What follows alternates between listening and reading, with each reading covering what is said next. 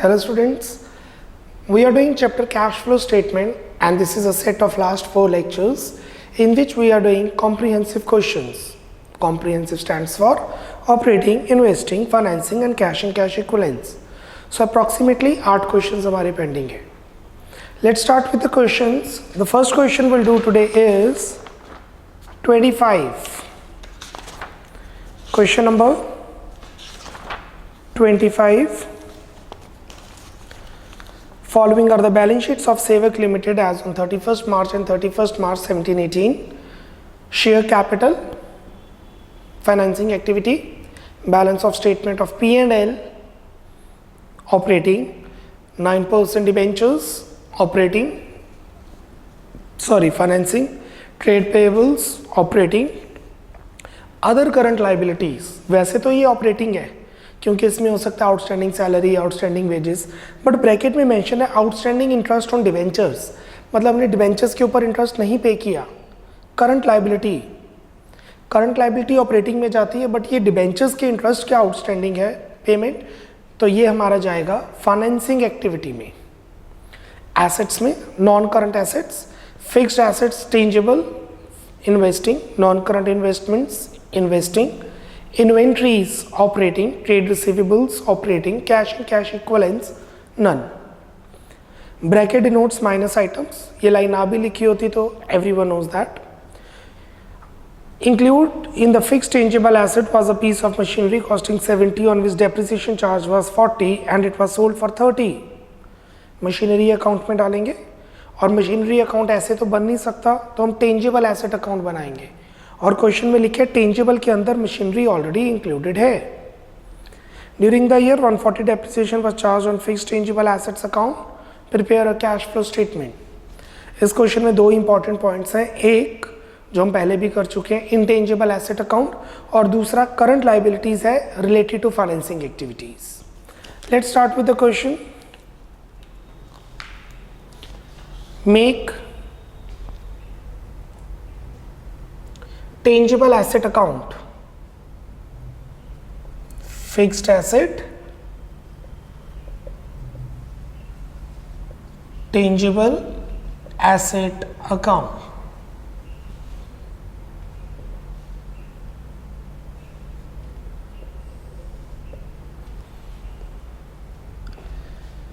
Being asset, it has debit balance, so to balance brought down 3 lakh.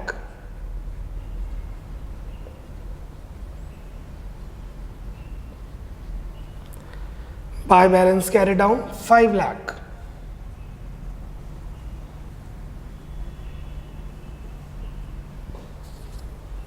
Cool.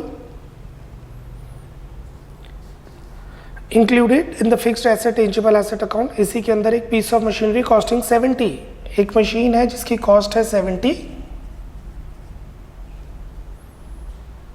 on which depreciation charge 40, जिस पे accumulated depreciation charge हो चुकी है 40, तो वो चीज रह गई 30 की. This is called BV, book value.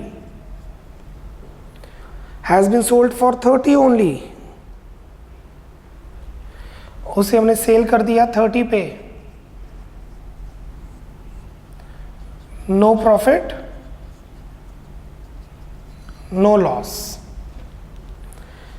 So we'll record it here. By cash or bank sale 30,000. अगर 50,000 से कम है तो मैं कैश और बैंक लिख देता हूँ, 50,000 से ऊपर है तो we need to write bank only. Otherwise no problem. By accumulated depreciation नहीं आएगा क्योंकि accumulated depreciation अकाउंट बन नहीं रहा है. By P&L loss, to P&L profit नहीं है. Depreciation charge during the year 140. By depreciation 1,40,000.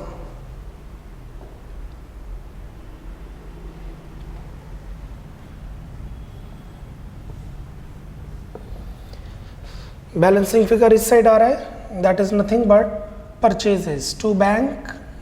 Purchases balancing figure 5,670, 6,70,000. That means 3,70,000 का टेंजिबल एसेट हमने खरीदा है. Moving on.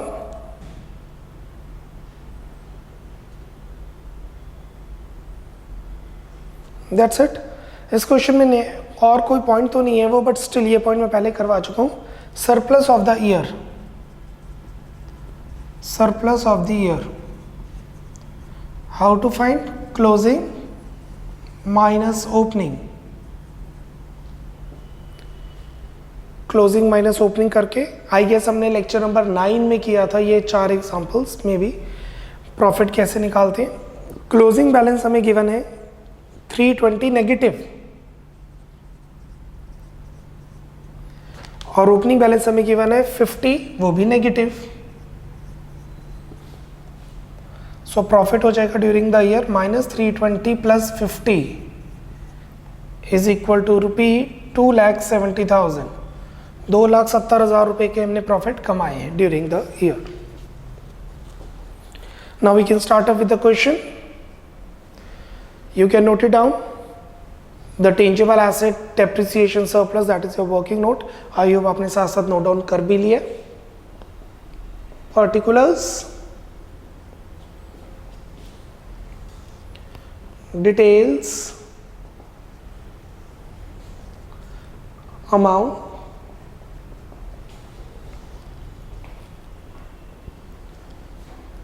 A, cash flow from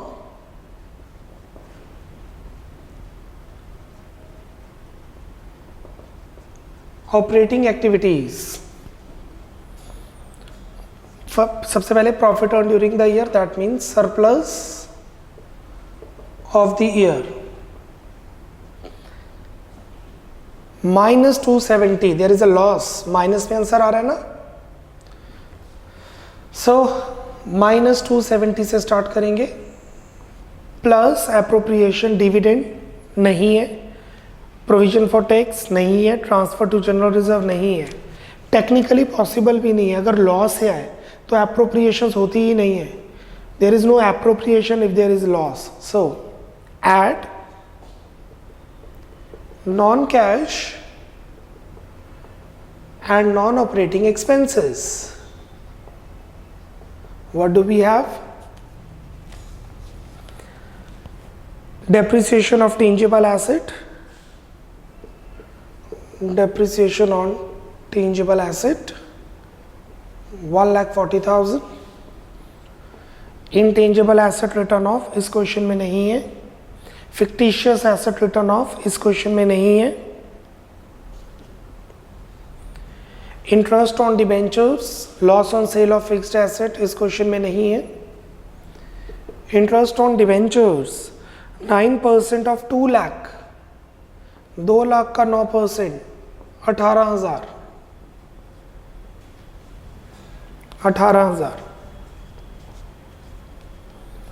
less non cash and non operating incomes, rent received, interest received, dividend received. Investments के ऊपर interest मिलेगा but हमें percentage नहीं given. Non current investments हैं, non current investments are given in the question, but उस पर interest नहीं लग सकता क्योंकि परसेंटेज नहीं है। ये हमारे पास आ जाएगा operating profit before working capital changes. How much is operating profit before working capital changes? 1,40,000 plus 18,000 minus 2,70,000 is 1,12,000 negative. What will do here now? Current assets and current liabilities. In current assets inventories बढ़ रही हैं, minus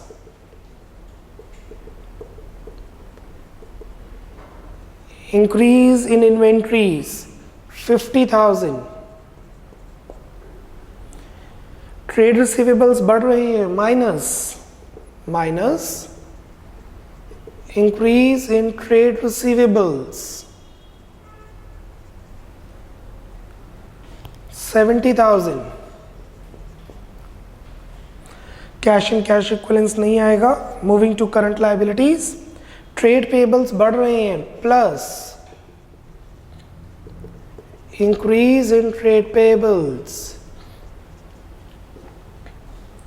40,000।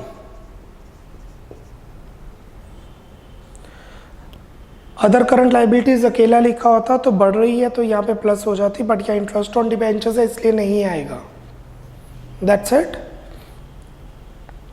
This is cash generated from operations minus tax paid, जो कि इस question में नहीं है। जरूरी नहीं था कैश जनरेटेड फ्रॉम ऑपरेशन लिखें आप, आंसर आ गया cash outflow from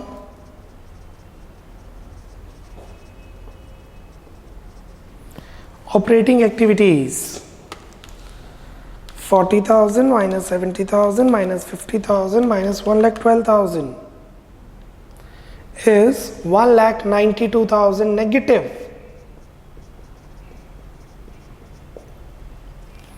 Cool. Now we'll start with B. I have a space problem here, so we'll continue this side.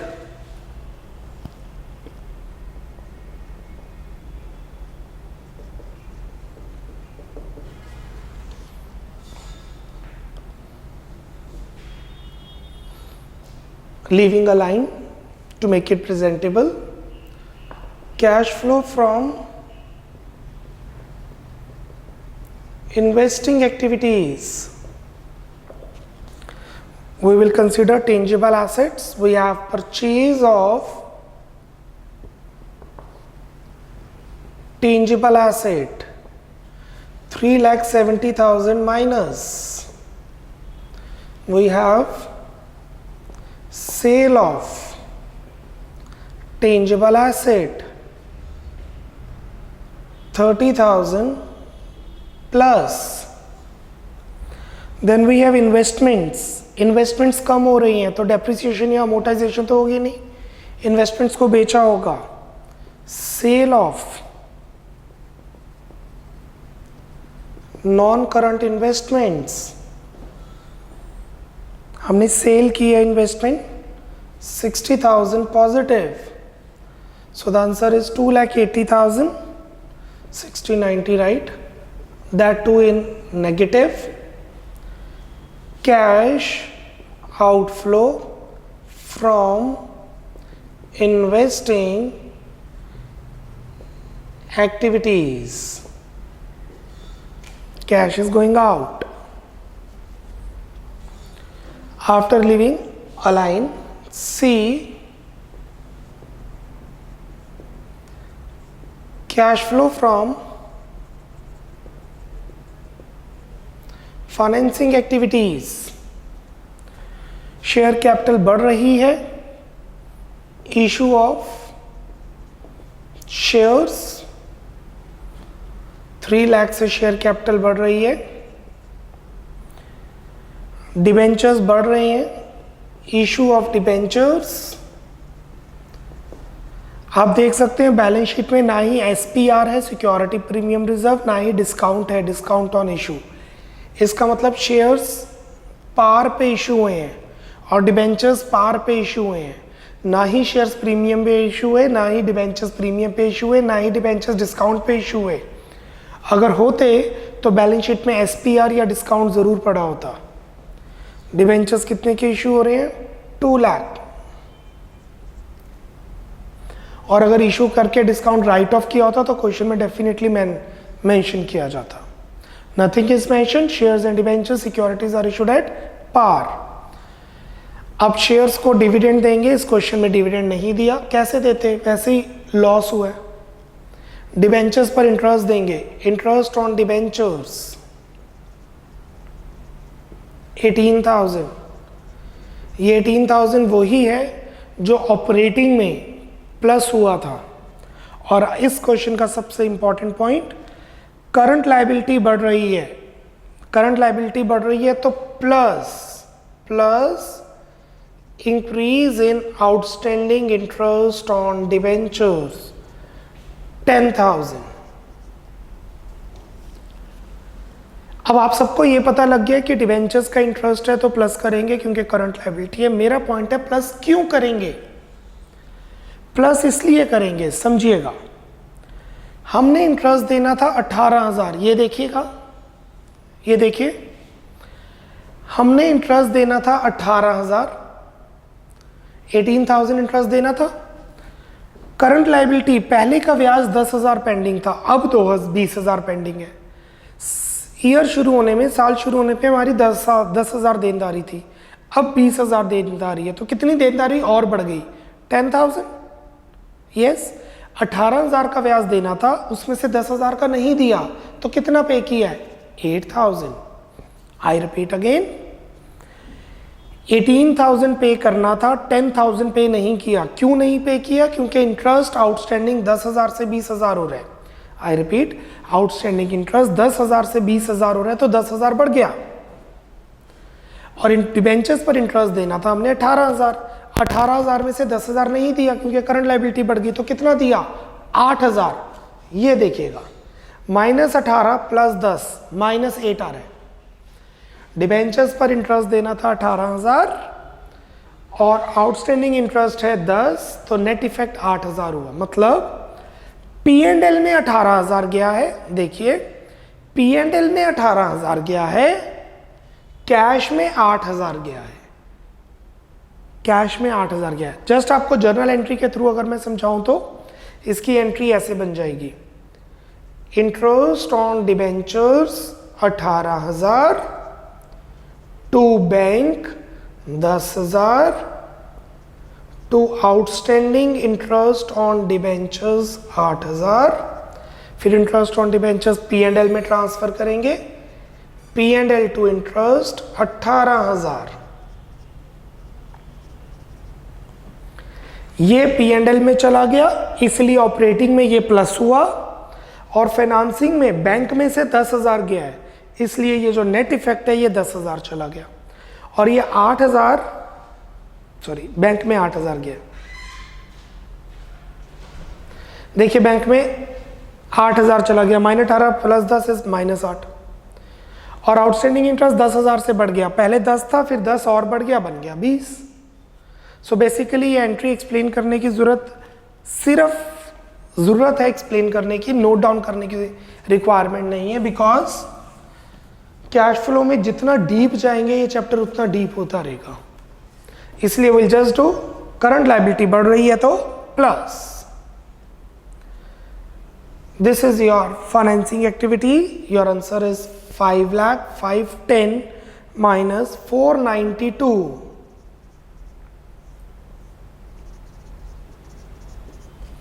Cash, इस पे स्टार मार्क कर लेना, इंपॉर्टेंट पॉइंट है।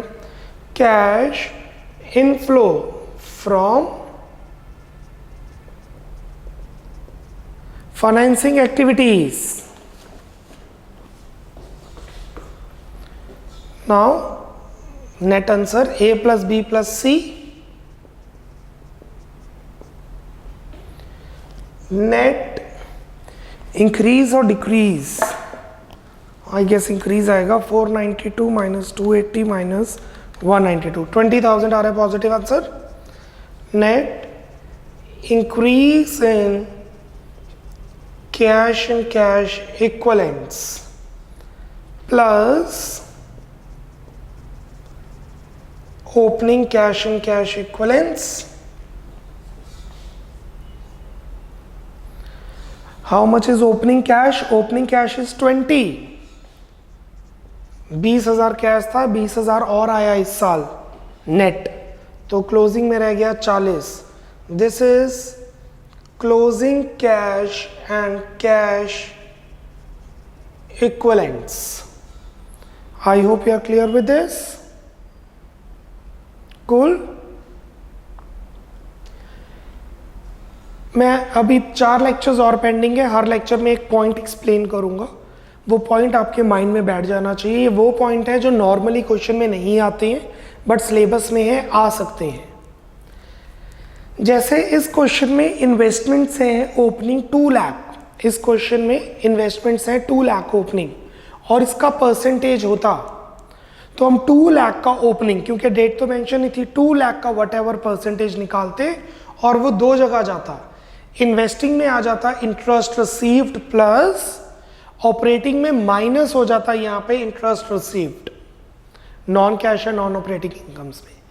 अगर आप देखेंगे टेक्निकली फर्क नहीं पड़ेगा, क्योंकि ऑपरेटिंग में माइनस हो गया, इन्वेस्टिंग में प्लस हो गया।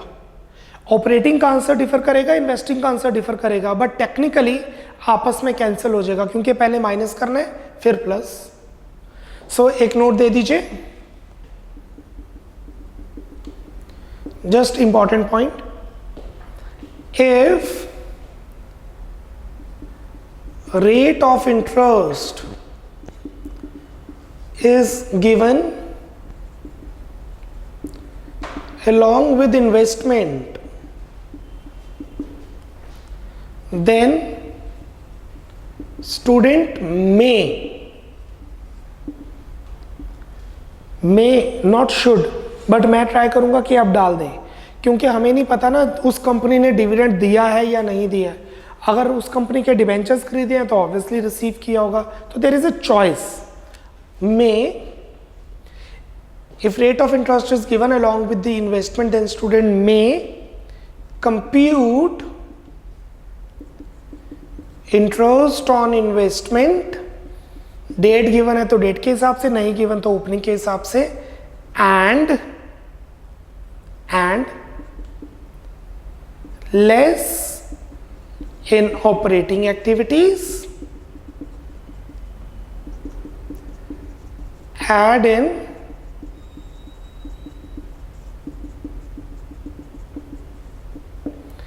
investing activities। ऑपरेटिंग से करते माइनस और इन्वेस्टिंग में करते plus. Clear? Take 2 minutes, question पे गो थ्रू कीजिए। The tangible asset account, how to compute surplus, operating activities, investing activities and financing activities।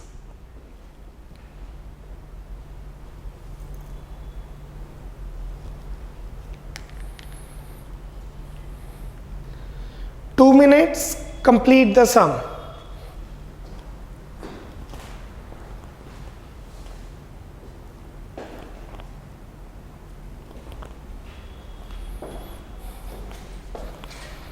Some complete हो गया तो you need not forward the video. 2 minute बचा के कुछ नहीं कर लेंगे आप, क्वेश्चन को पढ़ लो अच्छी तरह।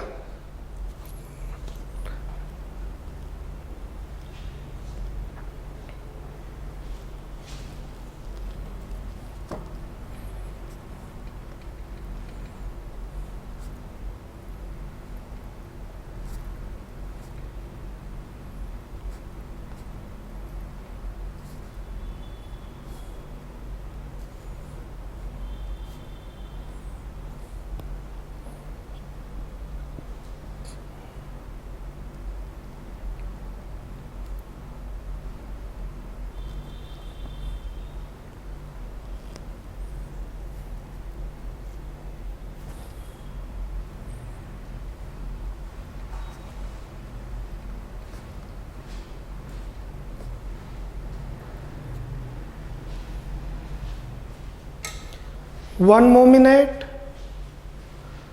then we'll move to the next question।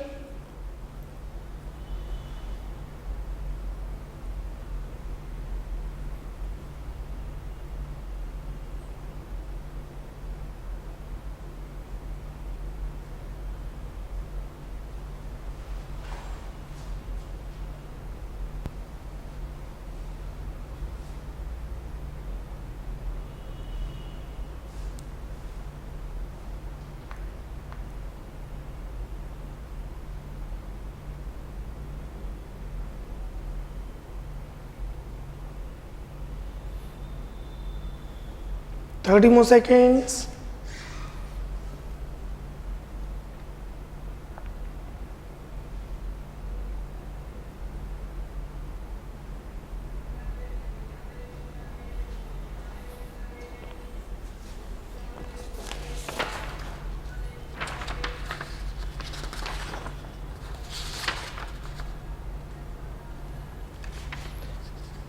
Let's start the new question. Question number,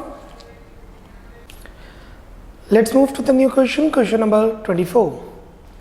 Following is the balance sheet of Thermal Power Limited as at 31st March 14. Share capital, financing, reserves and surplus, operating. Note number 1 तो देखना पड़ेगा reserves and surplus में, या we just have surplus. Long term borrowings nothing is mention, will consider debentures या bank loan, कुछ भी हो सकता है। Financing, trade payables, operating. Short term provision, हमें नहीं पता वो शॉर्ट टर्म प्रोविजन किसकी है, तो शॉर्ट टर्म प्रोविजन में हम प्रोविजन फॉर डाउटफुल डेट्स भी ले सकते हैं, प्रोविजन फॉर टैक्स भी ले सकते हैं। तो we have to give a note. Provision for tax होगा तो टैक्स अकाउंट बनाना पड़ेगा, प्रोविजन फॉर डाउटफुल डेट्स होगा तो हम उसे करंट लायबिलिटीज मानेंगे। तो short term provision could be for anything, will consider provision for doubtful debts. Non current assets, tangible asset, note number 2 we have machinery along with accumulated depreciation account, तो इसमें machinery account भी बनेगा और accumulated depreciation account भी बनेगा। Intangible asset में we have goodwill, goodwill कम हो रही है, राइट ऑफ हो रही है। करंट इन्वेस्टमेंट्स ये होंगी मार्केटेबल सिक्योरिटीज। करंट एसेट्स में अगर करंट इन्वेस्टमेंट्स और क्वेश्चन में कुछ भी मेंशन नहीं है तो वो मार्केटेबल सिक्योरिटीज मानी जाती हैं। Cash and cash equivalents, inventories operating, trade receivables operating, cash and cash equivalents none. Question number 24, इसके अंदर अकाउंट बनेगा machinery account.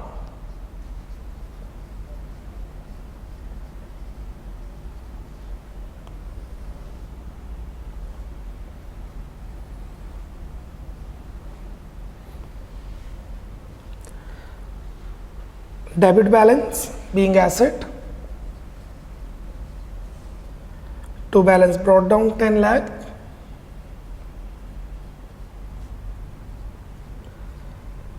by balance carried down 12 lakh 70,000. During the year piece of machinery costing 24, एक machine जिसकी cost है 24 piece, on which accumulated depreciation है 16, जिस पे depreciation लग चुकी है 16,000, तो वो रह गया 8। We said book value has been sold for 6, उसे 6,000 का बेचा तो लॉस हुआ 2,000 का। सो बाय बैंक और cash cell 6,000, by P&L loss 2,000, by accumulated depreciation 16,000. Let's close the account.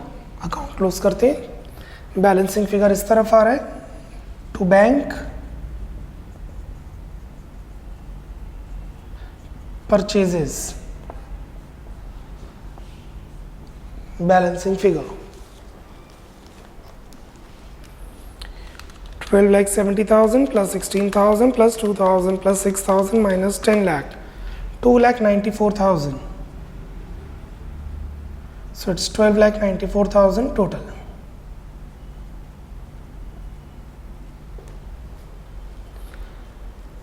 इसके साथ बनेगा provision for depreciation account, we save it accumulated depreciation account,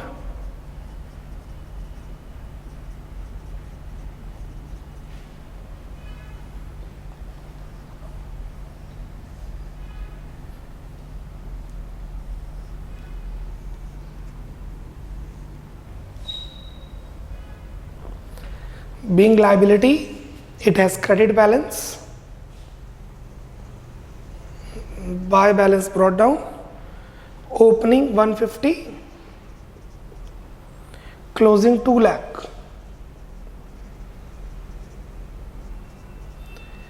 देखने से लग रहा है 50,000 की डेप्रिसिएशन लगी है, 1.5 लाख से 2 लाख हो रहा है ना, नेगेटिव है। वो तो आपको पता ही है नेगेटिव क्यों है, क्योंकि ये लायबिलिटी क्रेडिट बैलेंस है। अगर आप इसे एसेट में शो करेंगे तो माइनस में शो करेंगे, जैसे डाउटफुल डेट्स की प्रोविजन लायबिलिटी होती है, बट अगर एसेट में डेटर्स से माइनस करेंगे, डेटर्स में शो करेंगे तो माइनस करके शो करना पड़ता है सेम।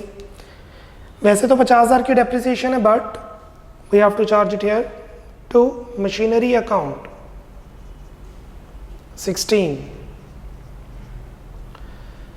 मशीनरी में अक्यूमुलेटेड डेप्रिसिएशन क्रेडिट है, मशीनरी में अक्यूमुलेटेड डेप्रिसिएशन क्रेडिट है, तो अक्यूमुलेटेड डेप्रिसिएशन में मशीनरी डेबिट हो जाएगी। बैलेंसिंग फिगर बाय डेप्रिसिएशन, ये वो डेप्रिसिएशन है जो हमने ड्यूरिंग द ईयर चार्ज की है P&L में। 2,16,000, 2,16,000, 66,000। इस क्वेश्चन में एक चीज अज्यूम करनी पड़ेगी, short term provision. Short term provision has been considered as provision for doubtful debts। हमने short term provision for doubtful dates मानी है। अगर आप इसे प्रोविजन फॉर टैक्स मानेंगे, आई रिपीट, अगर आप इसे प्रोविजन फॉर टैक्स मानेंगे तो टैक्स अकाउंट बन जाएगा, opening will be paid, closing will be made. अगर आप ये कोई प्रोविजन शेयर्स, डिबेंचर, सिक्योरिटीज के ऊपर बनाएंगे तो फाइनेंसिंग एक्टिविटी में जाएगा। अगर आप ये कोई प्रोविजन इन्वेस्टमेंट्स के ऊपर बनाते हैं, जैसे investment fluctuation reserve, provision for investments, तो ये इन्वेस्टिंग एक्टिविटी में जाएगा। तो हमें बताना पड़ेगा ये किस चीज़ की प्रोविजन है। हमने मेंशन कर दिया कि ये प्रोविजन फॉर डाउटफुल डेट्स है। Let's start with the question. Particulars आप जो भी इज्यूम करेंगे उस हिसाब से क्वेश्चन सॉल्व करेंगे। आपका आंसर वेरी कर सकता है, operating, investing, financing, but net answer same आएगा।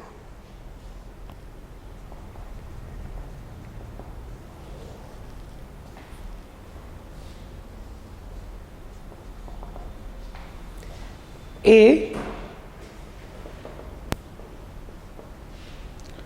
cash flow from operating activities, surplus of the year,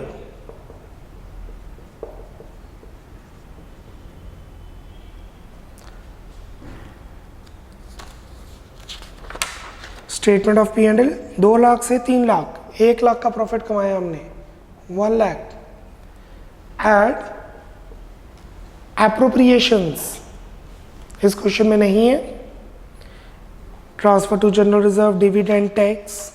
add non cash and non operating expenses, depreciation on machinery 66,000, accumulated depreciation से आया। Intangible asset written off, goodwill कम हो रही है, amortisation of goodwill, हाँ जी आप goodwill return of लिख सकते हैं। 1,12,000 से 40, 72,000। इंटरेस्ट ऑन डिबेंचर्स इस क्वेश्चन में नहीं है। Loss on sale of fixed asset,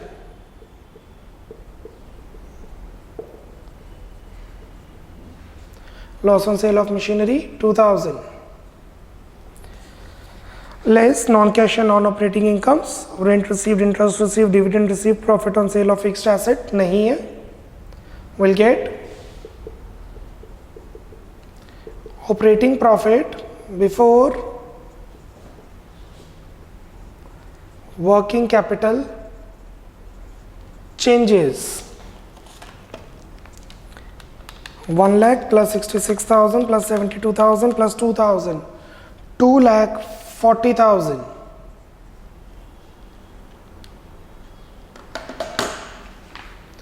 Now current assets and current liabilities, current investments नहीं आएगी, this is marketable securities, that is cash and cash equivalents। Inventories बढ़ रही है, minus.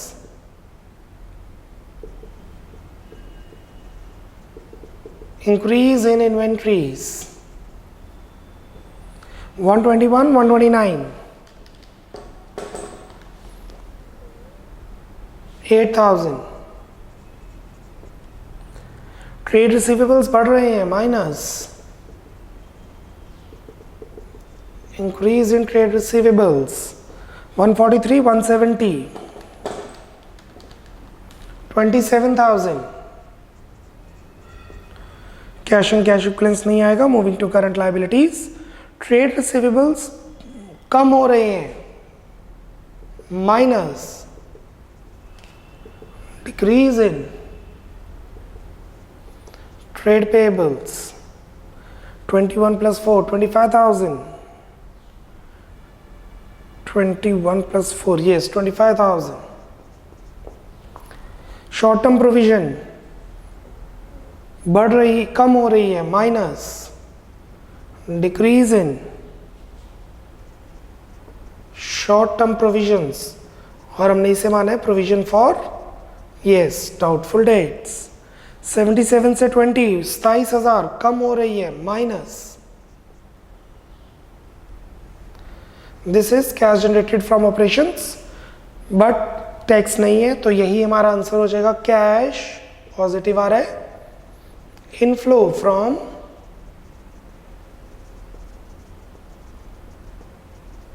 Operating activities. 2,40,000 minus 8,000 minus 27,000 minus 25,000 minus 27,000 is 153,000. 153,330,000. This is our operating activities. Now let's proceed to investing activities. After leaving a line, B, cash flow from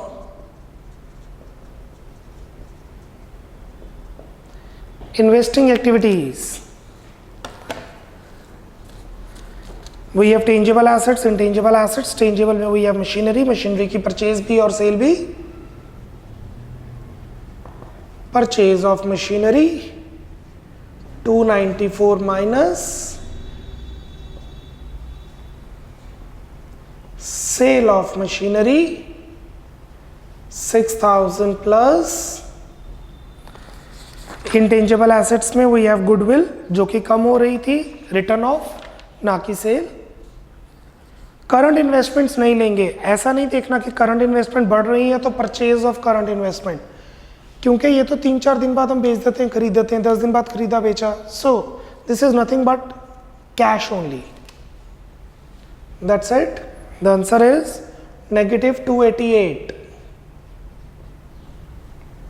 Outer column,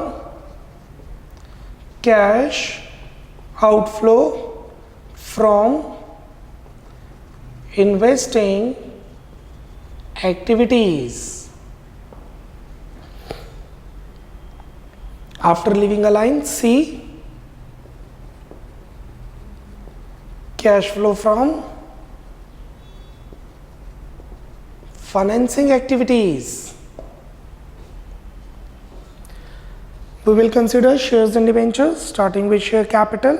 बढ़ रही है. Issue of share capital 11 lakh से 12 lakh. Share issue किए, पैसे आए 1 lakh plus. Long term borrowings बढ़ रही हैं, तो डिबेंचर्स इशू किए होंगे. हम डिबेंचर्स में increase in long term borrowings, या आप लिख सकते हैं इशू ऑफ डिबेंचर्स, या आप लिख सकते हैं बैंक लोन टेकन. दोनों एक ही बात है, प्लस ही होंगे. 170 से 240, 70,000. अब डिविडेंड पे करेंगे, इस क्वेश्चन में नहीं है. इंटरेस्ट पे करेंगे. पे करना जरूरी है, बट कितना पे करें, परसेंटेज तो है नहीं, तो नहीं पे करेंगे. ये नहीं ज्यूम किया 6% और दे दिया, ऐसा नहीं है. इंटरेस्ट नहीं गिवन तो नहीं देंगे. होता है, होगा, हमें नहीं पता कितना है. 170 positive,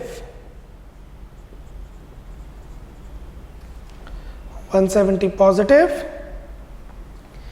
cash inflow from financing activities.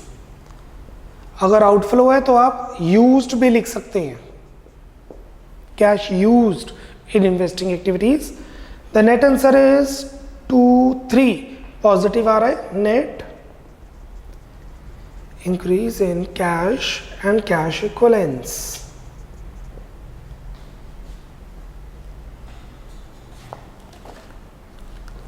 $153, 170 minus 288, 35,000 plus opening cash and cash equivalents. How much is opening cash? 375. गलत, मार्केटेबल सिक्योरिटीज भी तो लेंगे. सो 375 प्लस मार्केटेबल सिक्योरिटीज हैं 150. 375 plus 150, 5,25,000. And the net answer is closing cash and cash equivalents. कितना होगा? Closing cash है 320 और current investments हैं 240.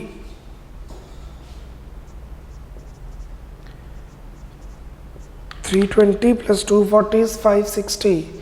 एंड यू नो दैट ये दोनों ऐड करके भी सेम आएंगे.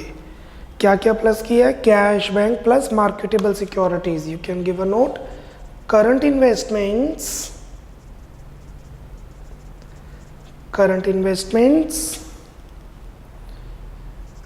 are considered as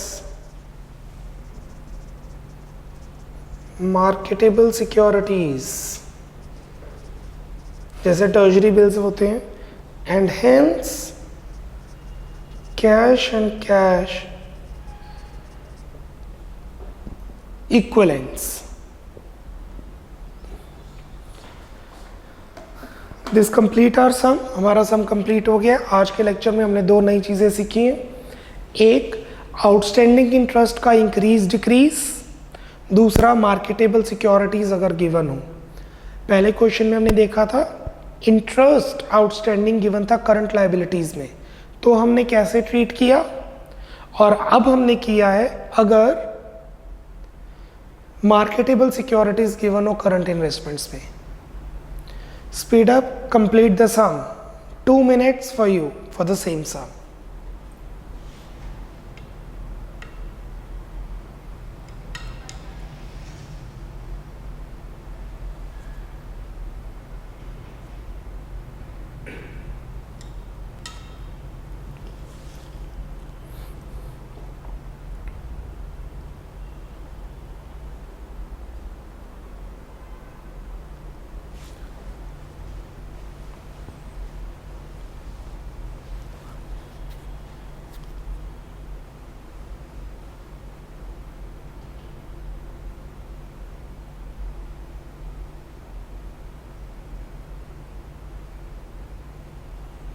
Fifteen more seconds and then 1 more minute I'll give.